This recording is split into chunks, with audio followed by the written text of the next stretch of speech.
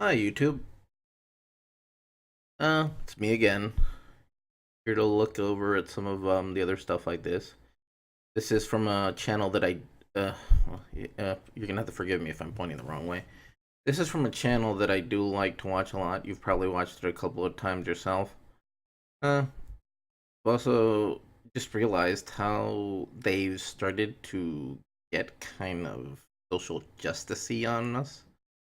Social justice warrior, as you all know, is a term for people that are regressive when it comes to freedom of speech and don't understand that even though they are trying to be well-meaning people, they don't understand that at the same time they are not uh they're not in a position to technically tell people what to do, because the foundation for free speech is one of the most important things that our country is built on. Anyways, cracked.com, well, the ones that are the people on YouTube, I found most of their content very funny and I watched it several times. It was fun.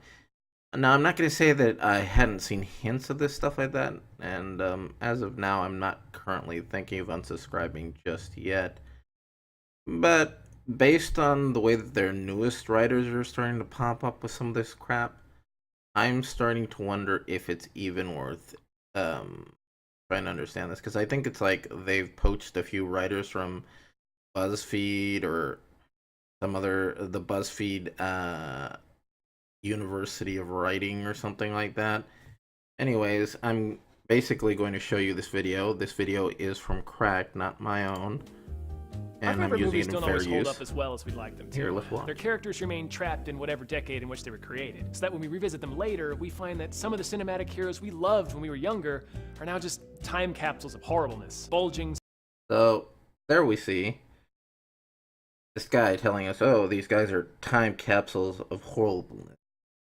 Well, history is like that. I mean, we're not gonna always look at history as it was. I mean, when you think about it, you went to school and then you grew up and you found out that a lot of the crap was being whitewashed. But it was up to you to make the decision whether to keep it in mind or just to leave it alone. I mean, you're a human being, and history is history. You gotta let it go. I mean, entertainment is entertainment, even if it's baselessly objective to bother you or something like that. Specifically considering the fact that the United States affords you the right of free speech. Now let's see where this guy, sorry if I'm pointing the wrong way, see where he takes it. Literally see where he takes it. At first it seems like he's going to point out some interesting things, but let's see what happens here. Alright. Sweaty wads of archaic racism and sexism that come screaming back from the fringes of memory to make us feel embarrassed that we ever thought they were cool. Wow. So all of a sudden, I'm going to point this out, and some of you may not agree with me. I don't really consider racism a word, and I do consider it a word, but it's misused, mischaracterized, and overused. I mean, first of all, most scientists can pretty much claim, the ones that dabble in genetics and stuff like that, we are all technically related and we are one species. When did we become races? Literally, races would imply that we're bird people, snail men, or something like that. We are not that. We are ethnicities.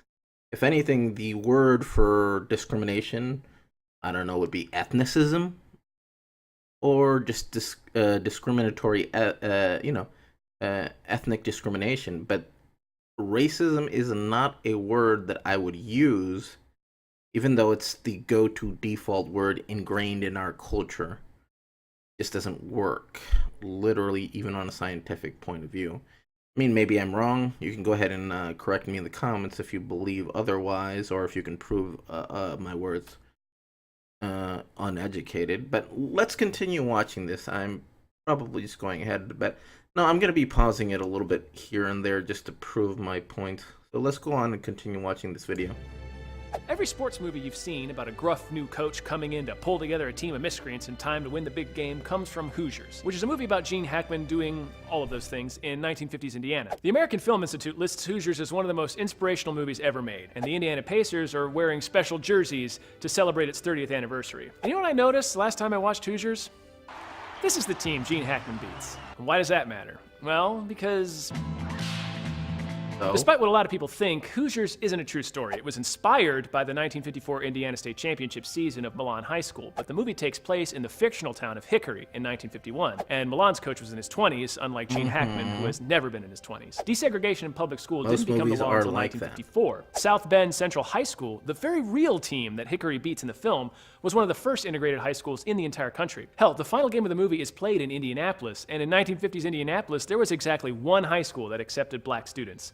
Crispus Attucks High School, the first all-black high school in the city's history. Crispus Attucks, incidentally, was defeated by the real-life Milan High School team during the historic championship season that Hoosiers is based on, but then went on to win back-to-back state championships. Kinda sounds like that should have been the f***ing movie. But no, instead we wind up Okay, so instead of advocating and pissing and moaning about this, and mind you, I'm a minority here, because I am a literal minority. I guess that's the go-to term for anybody who punts these videos out. Anyways, let's go on to what I'm saying here. So, then instead of advocating, pissing, and moaning about this, why doesn't he just, oh wait, that's right, he's a writer and a critic. He has no interest in whatsoever in fixing the do-wrongs and diligence here. Instead, he's going to cry and complain and earn a buck off of this. But come on, let's be realistic. If there was any movement whatsoever to tell that story, then all the more power to it. And who gives a damn about that? Sure, Hoosiers did not represent reality because it was based off another story. Maybe it was a little racist, but you know what? White people aren't bad. I don't understand why he thinks that is. It's all about this stupid entitlement movement that's ridiculous. People across all ethnic spectrums technically have a possibility of being poor. That doesn't mean anything about your ethnic background. Anyways, let's continue with this guy right here. I know I'm pointing in the wrong direction because I'm on my camera, but let's go on. Cheering for the team of ass trash who beats them. Now, I know it didn't seem that way when we were little because school sports are so important to you, and also the movie is ostensibly heartwarming, but Hickory is a town full of shitty people. And the team itself is a bunch of entitled teenage athletes who get to do whatever they want because the town treats them like... Notice he uses the word entitled. So, that seems everybody has the right to be technically entitled, even if you're the poorest person around. You have the right to be entitled. You can be outraged about other people being entitled, but you know what? That's a human emotion. I'm entitled to feel outrage. It gets really annoying when people say, well, you don't understand me.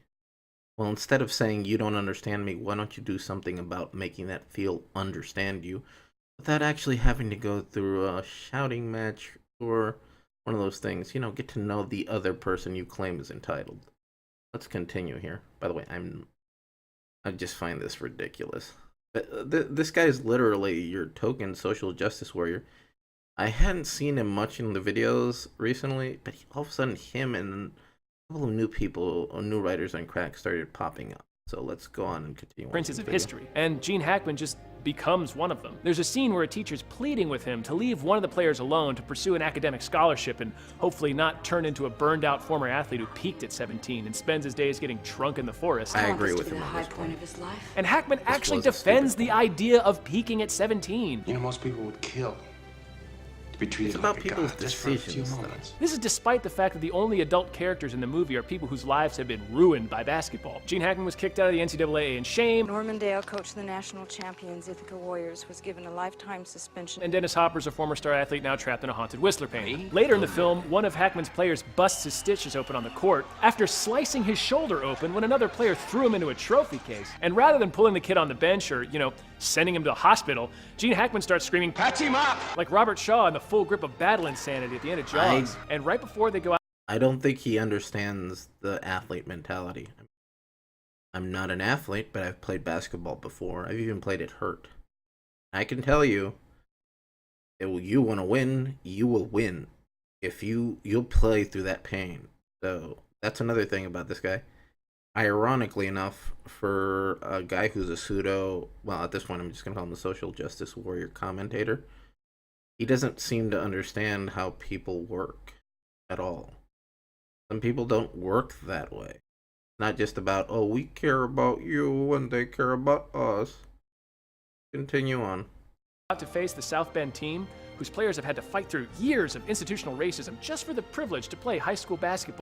Institutional racism, we remember that. But remember what you said earlier in the beginning of the film. It's based on another story. It's not the same story.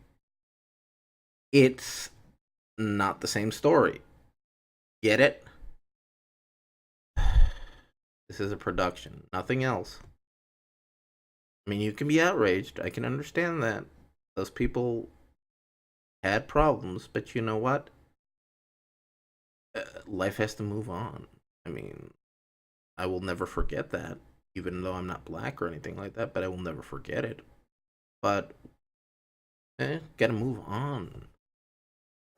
Two ministers come in to bless Hackman's team, and the second minister says, And David put his hand in the bag and took out a stone and slung it. And it struck the Philistine on the head, and he fell to the ground. Amen. this is like a movie about the New England Patriots. Really? Look, I'm not religious. At the most, I'm agnostic or maybe an atheist. But I find that, look, you don't get to determine a religious belief just like that. It just doesn't work that way. You know, the irony about it is he is demonizing something that he would probably defend in another way. Like I said before, this guy's just a commenter. He'll switch sides on the fly. Now let's go this one. This one actually kind of makes sense in a lot of ways, so I'm not against him on this one in some ways. Let's go on. American Pie is a movie about a bunch of goofballs in comically giant clothing trying to have sex with literally everything. Pie, a flute, a cup of beer. Nothing is off limits in this madcap farce. There's even a wacky scene where the gang broadcasts a masturbating foreign exchange student on the... I agree. That in question right there. I mean, I can just see the problems involved in that. I mean,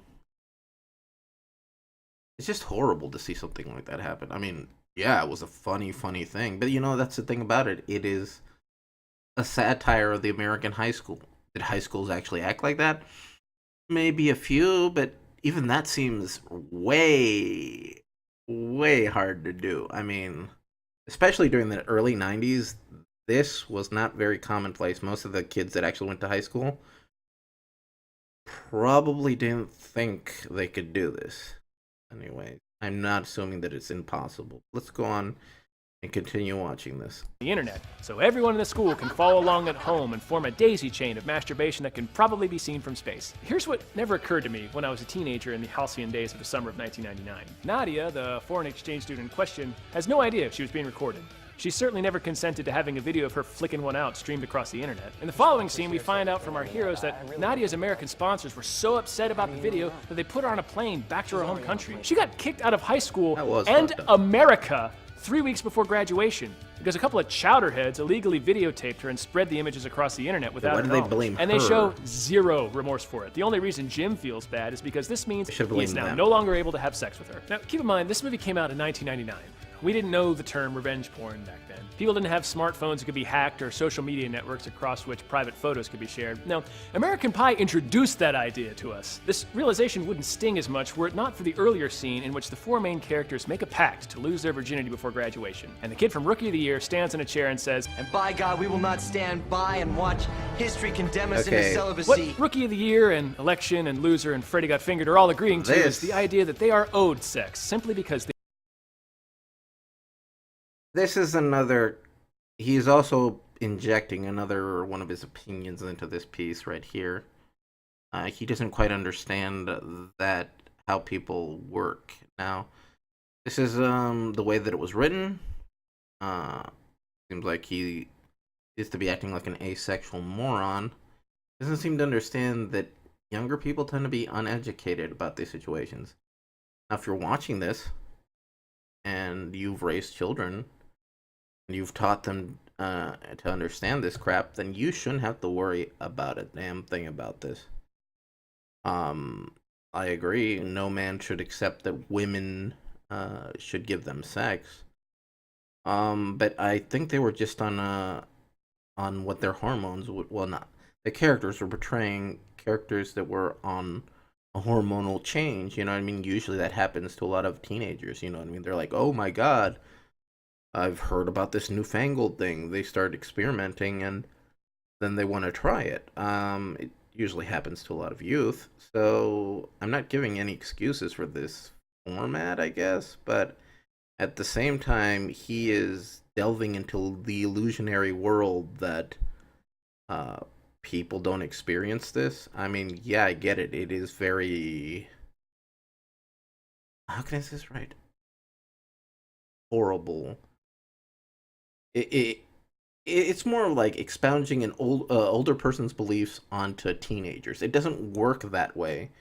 Teenagers will not act the same way as adults. So unless the teenager is really mature and has become a feminist, which I am, then they can educate they can tell them, you know what, like that. But it really depends on the person. Remember, people make their own mistakes. It's them, and you learn from your mistakes. Anyways, I'm not making any excuses. This is kind of fucked up. Let's go on and continue. They exist and they are men. The idea of being doomed to a life of involuntary celibacy because women will not give them the sex they are owed is the same rallying cry of people who commit Once again, I don't think they said at any point whatsoever that they were owed any sex, though. That was true. Nothing was pointed out in this video that says sex was owed. Let's continue on, because he's basically injecting, and I'm not against women that are feminists. I just think that this is ridiculous when it comes to this, because honestly, he is literally injecting really, this is right, powerful feminist propaganda in there. There are moderate feminists that are okay, but when we're talking about the ones that are basically guerrilla feminists, then yeah, this is kind of stupid. You gotta be logical, people. Believe me, I don't believe any more in any other ideology than I'm basically middle of the road, unless I strongly believe in something specific. But I guess you'll get to know me if you watch this video. mass shootings. Speaking of movies about adults playing children, Superbad is the ballad of Jonah Hill and Michael Cera trying like hell to get drunk on a Friday night, which is one of those. Another thing I should mention is this video is about heroes. Many of these films are about anti-heroes to a certain extent, and some of them are just about douchebags. They're comedies, basically. So how does that reflect on the idea that these people are heroes if nobody even looks up to them? It's not like somebody ever said, you know what, I want to be like that American Pie guy, or I definitely want to be, basically just. Let's continue watching. Things that become so easy when you're an adult that you forget it was ever a challenge. Things take a turn for the hilarious when they're invited to a party, and Jonah Hill makes it his singular mission to get Emma Stone so drunk at said party that he can have sex with her. Wow, that one doesn't even need to be unpacked. Yeah, I agree. That's stupid. I really, technically, in my high school days, I've never met anybody who said, you know what, I want to get that girl so drunk, I want to get her. Do her. That's a belief that that a parent needs to educate. Instead of talking about this, what do you call it? Basically, this is all basically on the education of the problem through parents. It's a sociological problem that you can't fix even through this video. You know what I mean? Why is he a writer? This is literally his only job, is to expound such retarded nonsense. If he wants to do society a better good, he shouldn't be on a comedy website. He should be actually doing something for people. Instead, here he is telling us this stuff through a comedic sense, and makes us not take him seriously. Okay, anyways, like I said before, don't get women drunk to try to do them. It's just really stupid. My personal opinion, though. Let's continue. It's just immediately, obviously terrible, like a racist old Looney Tunes cartoon. It seems weird, but this didn't really stick out as criminally... There you go again. Involving a topic that makes no sense whatsoever with the previous one. Okay. What does ethnic discrimination have to do with raping? Continue. This is ridiculous. Predacious back in 2007. All the trailers make it explicitly clear that Jonah Hill intended to embark on a spirited evening of date rape. You know when you hear girls saying like, oh, I was so gone last night, I shouldn't have slept with that guy. We could be that mistake. And the movie went on to gross $100 million. What's even more insane is the scene where Jonah Hill drunkenly confesses to Emma Stone his plan to date rape her, and her response is her comforting and encouraging him and telling him, Come on, you didn't blow it. you big silly bear, you don't need to do all that. Stop all that raping talk. His self-esteem is what everyone is concerned with, not the fact that he spent all day planning a violent felony. Dirty Harry invented every gritty cop stereotype we know of. He's the hard-boiled police inspector who shoots first and asks questions later, doesn't give a fig what any stuffed shirt bureaucrat has to say about it because he knows the streets. And the streets don't follow any kind of rules, so neither should he. The last 40... Now this one, the last one whatsoever here, Dirty Harry, this is literally the story of an anti-hero. I haven't seen the entire movie, but I can tell you pretty much the character is literally a lampoon on what monsters can become. I mean, not monsters, you know, police can become. Police can become monsters. I mean, they can become either dirty cops or justice-seeking black and white viewing monsters, but he doesn't seem to get this at all. I mean, we're looking at a guy who just doesn't seem to get this at all. This guy does not get that. And he's trying to bring up all these points. He's trying to twist that part of the movie. We get it. There are bad things in movies. You know what? If people get offended, they shouldn't watch the movies. We don't have fragile little minds. We can make up these things and put them together and say, well, is that bad? Yeah. Probably shouldn't do that then, should I?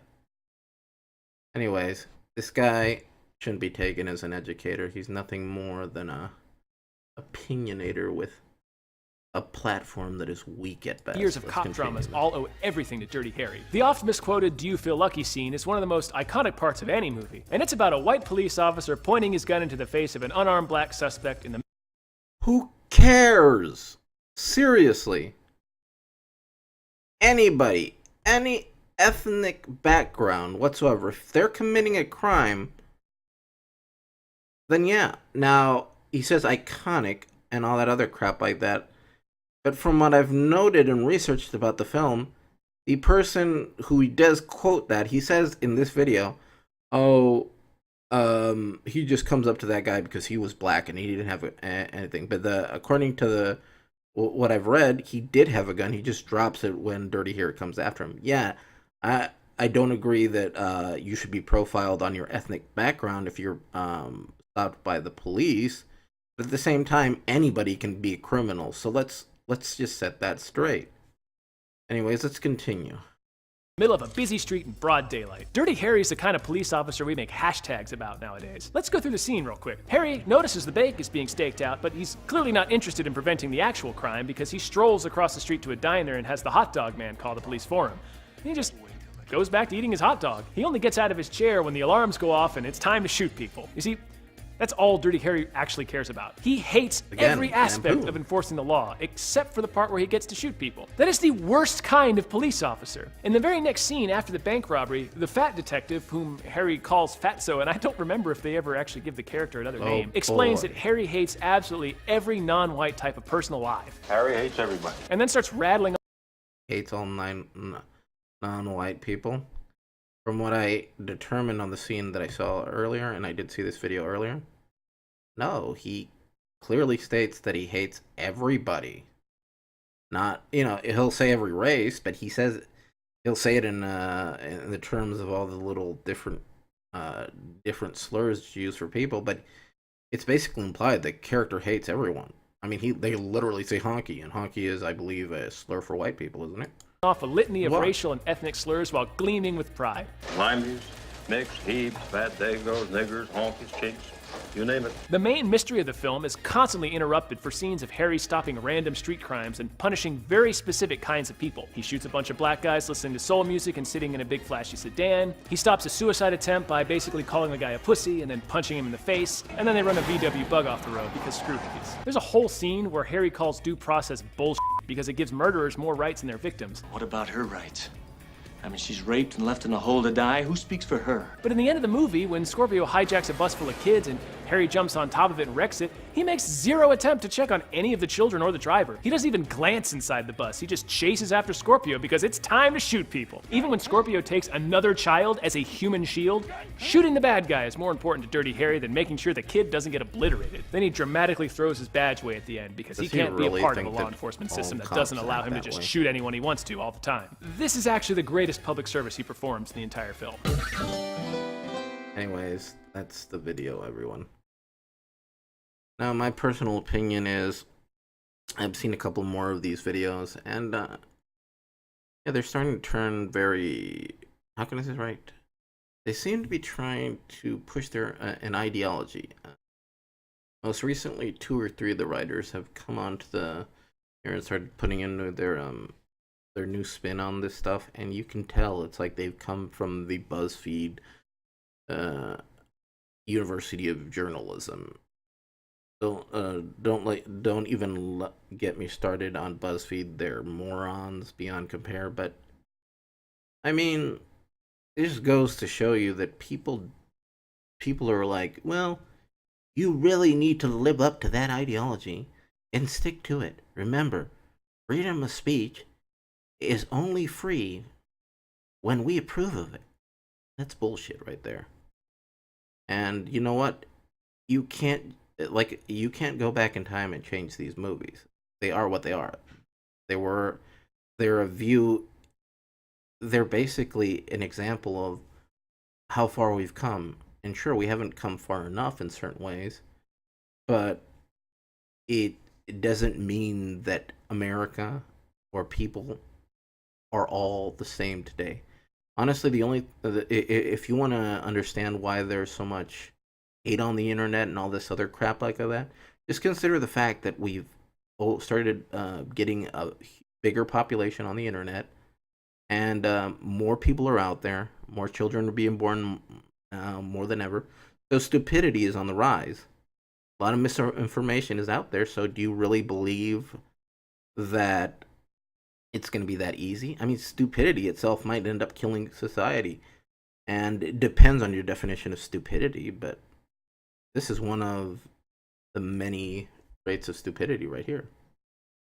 It's because we're not thinking logically about any things. We're not thinking about the fact that we might be stifling someone. We might, or we might not. We're only constantly worrying now about identity politics, and that's getting a little out of hand. Nobody's thinking about fixing anything. They're just trying to fix what they deem important. I mean, is this really where we're gonna stand? We're gonna think that this is the most important thing. Oh, you've hurt my feelings. You've hurt my feelings so bad. This right now is hurting our feelings. Do us a favor, just stick to comedy. I get the comparisons, that's your job, but let's be honest. This right here is really just there to, I won't stifle their free speech, but yeah, it's there to push an agenda. Free speech is always there to push an agenda, but you know what? Free speech is important still. It doesn't matter what agenda is being pushed. Never silence another person. They have as much right as an opinion as you. But my case out of it is I disagree with this man. I disagree with what this video espoused. And if you agree with me or disagree with me or liked what I had to say and want to see more of my videos, please like and subscribe. And if you want to leave any comments, go ahead and do it. Anyways, thanks for watching. Peace out, everyone. Take care.